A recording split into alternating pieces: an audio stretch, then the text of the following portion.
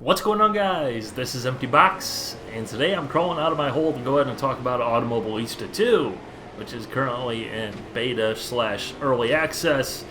It's slated for an initial release, version 1.0, in May. Whether or not that actually happens, given the state of the game as is, as well as world events, who knows? Plus sim racing time, so May 2021 is when this game is expected to launch, in my book. I just have to throw that disclaimer in there. So a bit of a story time here. This released into its initial beta about a month ago and a few weeks. Obviously, I'm a Riza Studios fan. This is the title that I'm most excited for in the sim racing world by a mile and a half.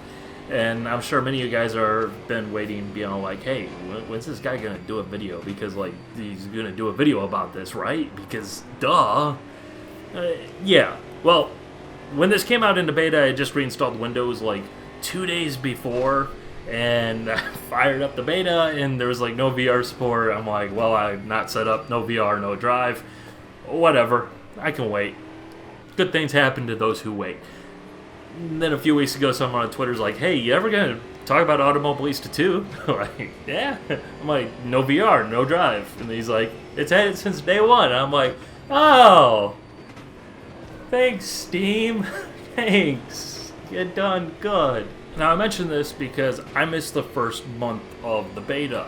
And going back and trying to bring myself up to speed, figure out what was going on. Lots of discussion, lots of butthurt, lots of... It's just Project Cars 2 all over again, which did not mesh with the experience that I had anywhere close. In fact, I actually re-downloaded Project Cars 2 just to go ahead and be like, did I just forget what Project Cars 2 felt like? And yeah, it doesn't feel like Project Cars 2. Now, yes, because it's the same engine, it does very much present in the same fashion. The menu screens look very similar in terms of the layout and feel and everything. The in-game menus and the garage screens, it looks similar. It presents in the same fashion, but that's not necessarily strange or unexpected, and that's probably not really a problem in the long run. Project Cars 2 was not doomed because of the menus. So yeah, that's that. The Project Cars 2 comparison, I don't understand it at all, because quite frankly, if Project Cars 2 drove as good as this game does, in my opinion, then I would be playing the snot out of Project Cars 2, because that car list with these physics would be just freaking... It would be as big as GTR 2 was back in the day, in my opinion. It would do that. People would be like, yeah, okay, the AI is a little bit crazy, but Group C. That's all that needs to be said. Alright, let's move past the whole Project Cars 2 thing and start talking about this title on its own. So how does it drive? It drives like Automobilista 1, which drives like Game Stock Car Extreme, which drives like Formula Truck, which drives like Stock Car, or Game Stock Car, which drives like Formula Ravioli, which drives like the freaking Corvette mod, which drives like the Super mod, and the other stuff that came before it that so long ago I can't even remember it at this stage, but I know it's out there. Yeah, there is a logical progression. There is a step from here to there, to A to B to C to D, on and on and on, and it feels very familiar. So 2 experiences I want to share on the driving side, which if you're not familiar with Riza's past work, will probably help explain why I'm such a fan. The first one, I took the Brazilian stock car to Interlagos. Brazilian stock car, about 500 horsepower, not super high tech. It's not a DTM car, but it's also not a NASCAR stock car. It's a difficult car to drive, but it's not obscenely difficult to the point where half the time you're trying to not die in the process. And of course, Interlagos, if you know the middle sector in particular, and cars like that, it's really difficult because you're coming from mid to low speed corners, and the cambers in the road, the geometry of the corners just constantly put the car on edge, and it makes it very difficult, actually, and that's why the track is such a blast to drive. But without force feedback, because I'm a moron who didn't install the steering wheel drivers, I was able to get the car balanced on the throttle coming out of corners with confidence and the ability to launch the car like you should be able to. It's a combination of working with the steering wheel, working with the throttle, and just getting it right in that window where the car is happy, the tires are on the edge of adhesion, but knowing that if you step beyond the bounds a little bit, you'll be able to make that correction, but knowing that you have the ability to work with something. It just put a smile on my face, because to be able to do that without force feedback is something that I don't think is something I could do in a lot of other racing sims out there. The other one was something that happened a little bit after the fact. I had gotten force feedback back up and running at this point, but going into turn 1 at Interlagos, I was trying to figure out the displays on screen as I was fiddling around with the brake bias and trying to figure out what it's actually trying to tell you, because it's just a little bit confusing, and I dialed in a little bit too much rear brake. Going in the corner, turn 1, heavy braking zone, I locked the rears up just a pinch. The car got unhappy. It squirmed around a little bit. But speaking from experience, I know that what happened going into that turn 1 that lap, and others like it, because once that happens, you're like, all right, let's see how far we can push this. I know for an instant there's a couple of racing sims out there where doing what I did going into that corner would have sent me into the wall to the right on corner entry there. And I know that specifically because I may have done that a time or 12 there. Just throwing that out there. But the fact that it didn't kill me, it didn't lock up the car, like I just pulled the handbrake at 185 miles an hour and now we're spinning like a frisbee or something like that. Just like, okay, we can drive the car, we can push the car, we can do things without fear, but there will be repercussions. And in terms of the force feedback, I'm not going to spend a huge amount of time here because it's still kind of work in progress and they're balancing, the outputs of the cars and all that stuff. So there's still stuff to be done there, but easy to set up. There's 3 sliders in game. I pretty much immediately got it dialed into settings that I'm largely happy with. There's some changes to make when I'm running different cars. My settings are 55 gain, 20 low force boost, and 0 FX, and that's it.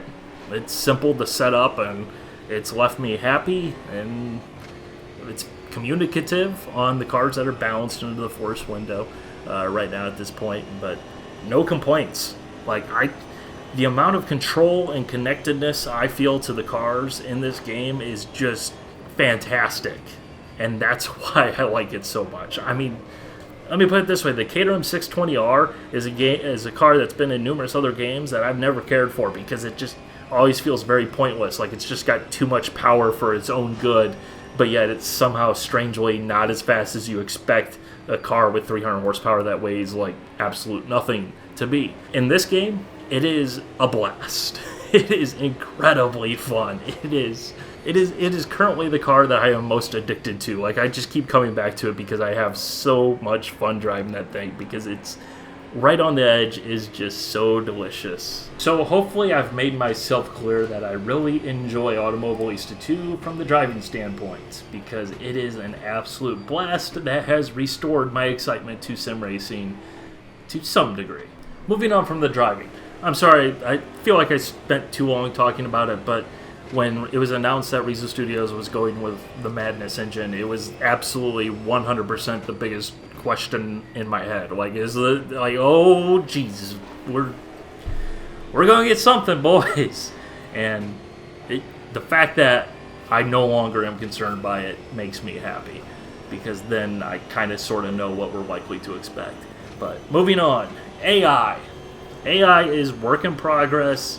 There was actually a fairly significant change to them that happened just like a day or two from the recording of this audio, and it just changed the AI, made them way more aggressive and way more willing to pass and everything like that. But that's the stage that it's at, where they're making changes. And going back to the start of the video, they say May is when they're targeting a 1.0 release, and I remain somewhat skeptical of that actually happening when I see stuff like this. But there's instances where sometimes the AI actually works reasonably well, and I get into a race where I'm like, okay, yeah, I was racing AI, and it's not like racing people, but it still left me satisfied, and I had an enjoyable time. So that's kind of what I expect out of AI. But there's there's a lot of work left, and I don't have the highest hopes that it's going to be, some sort of bar-raising title from that standpoint. And I don't think it's going to live up to the standards that we've seen come out of, for example, R Factor 2 at times, or Race Room Racing Experience at times.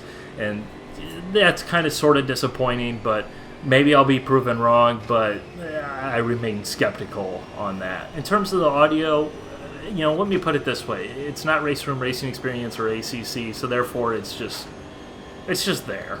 There's times where some of the trackside cameras, which I'm not going to include in here because I have to record VR because I only race in VR and there's no replay recording, at least right now. But, sometimes there's just too much reverb and stuff like that will get dialed in. But even still, I'm not hearing anything here that's just making me like, okay, wow, that's raising the bar. It's just there. It's effective. It gets the job done. There's still improvements to be made, and there's improvements that will be made, but this isn't going to be one of those games that you just crank your speakers up because it just sounds that good, and it's almost kind of sort of like I'm at the track, So, and then of course there's also the content, which kind of in a video like this has to be brought up. It really falls into three distinct crowds. There's the crowd that I'm in, which is the crowd of, I like the fact that there's a lot of content from, irregular places, we'll say. Riza Studios, because of their nature and the games that they make and the licenses that they have, you see a lot of Brazilian tracks that if you're outside of Brazil or outside of South America, you probably have never freaking heard of, let alone driven in a sim racing game, which means that you have several tracks that you're not familiar with, that you haven't driven into the ground and done a billion laps of. It's not the second crowd's title, which is the where's Spa in all of the GT3 cars. This game is the antithesis of that crowd. This game will probably never make that crowd happy because it will never have necessarily all those, huge name licenses. Will modding happen to bring those cars in? Will DLC bring those cars in? Who knows? I do know that they will be releasing some GT3 car or cars in the future, and there's certainly some high-profile tracks in the game and coming to the game. But if you're in that crowd where you need that type of big-name content, this probably is never going to be the game for you, and you'll probably lose interest in it. And then, thirdly, there's the third crowd, which is kind of also a crowd that I fall into, and I feel like is a legitimate criticism still. And that is, we've kind of getting to the point where we've seen a lot of the same content over and over again. And not to be all like, oh, they're just recycling content and all that. But it's one of those things where it's like, okay, when are we going to kind of start to really step outside the Brazilian club tracks and get some of the more well-known, high-profile licenses and really start to expand the content listing into things that are more appealing for that second crowd? And I think they're kind of on the cusp of that happening, but I think that there's still a long way to go because of how much it's actually going to require content-wise to satisfy that second crowd, which is something that brings me into the next aspect, which is the future of the game. And hey, look, I hear you, saying, empty box, it's an early access. Why are we talking about the long-term future of the game? You're putting the horse in front of the cart here. What's going on? Stop. Just get way ahead of yourself. And I understand. However, I've played the Riza Studios titles before. It's fine and dandy if it's going to remain one of these things where we all just kind of look at one another and be all like, if you're in the know, you're in the know. Because if you're in the know, that means that you know, type thing. But eventually, I would like to see these titles take a step out and beyond and find a way somehow to obtain that critical mass player base to sustain and uplift the game. And as much as I enjoy it, I'm not sure that what they have out there and what there is on the roadmap down the way is going to substantially change the realities that we saw with Automobilista, GameStop Car Extreme, Formula Truck, on, to the point where, I just have to mention it. because it is a concern. And at this stage, you know, before driving this the last couple of weeks with this, beta early access, my 100% biggest question was, how is it going to drive? Because moving to the Madness engine after Project Cars 2 is very scary for a game that you really liked. And I'm pleased to say that the thing I was by far most concerned with has been addressed. And now the things that are left for me to be terrified of going horribly wrong and crippling this game are the things that are far more esoteric in a way. Like, it's easy. If the game drives like crap, then you can just say the game drives like crap and that's the problem, and that doomed the thing from the start. But I don't know how they change these things and the status of this game and get it past that if you're in the know, you're in the know thing. So that's why I bring it up, because that is what I see as the major concern I have with Automobilista 2 at this stage going forward. So yeah, that's a little bit of talk about Automobilista 2. I'm going back under my rock, so see you about 3 months from now. Anyways, hope you guys enjoyed. All right, bye.